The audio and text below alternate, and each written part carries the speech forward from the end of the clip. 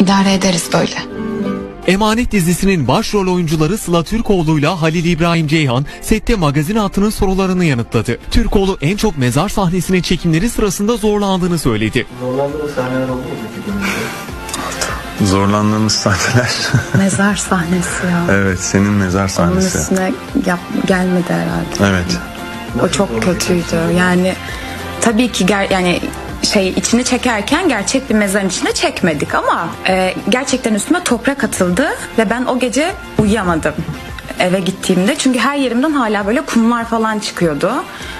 3 gün boyunca asla temizlenmedim. Kumlar böyle akmaya devam ediyor ve bayağı zorladı beni. Yani bir yandan sahneye odaklanmaya çalışıyorum ama bir yandan toprak yiyorum, yutuyorum, nefes alamıyorum. Böyle kesiyoruz, çıkartıyorlar beni. Yönetmenimiz sağ olsun, hani çok anlayışlı biri. Hani iyi misin falan, böyle ağlıyorum ama bir sahne bitmiş hala ağlamaya devam ediyorum. Böyle garip bir duyguydu. Ben onda çok zorlandım. Bir de akrepli sahnede. Çünkü benim böcek fobim var. Ben şu kadar böcek görsem evin içine giremem. Ama koca akrep şuralarıma falan geldi. O yani bayağı, evet. Çok kötüydü o. Nasıl başarabilirim? O berbat bir durumdu ya. Böyle çok yaklaşmış. Uyuyorum bir de sahne.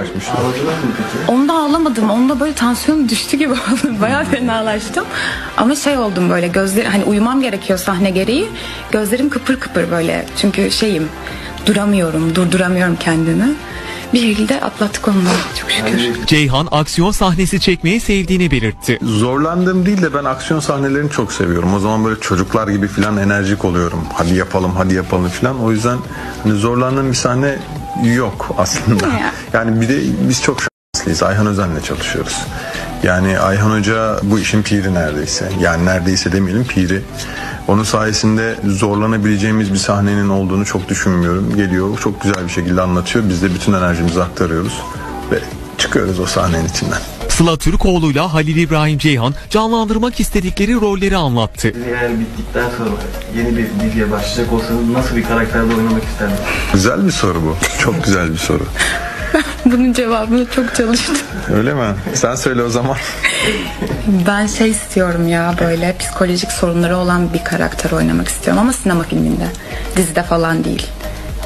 Biraz daha ben aslında bu sektöre başlarken hep istiyordum, bağımsız sinema, bir tık daha festival falan ama kısmet böyleymiş, böyle başladık. Ben kendi adıma bana gelebilecek birçok role yatkın olduğumu düşünüyorum. O yüzden çok kısıtlamıyorum kendimi. Hani şöyle bir karakter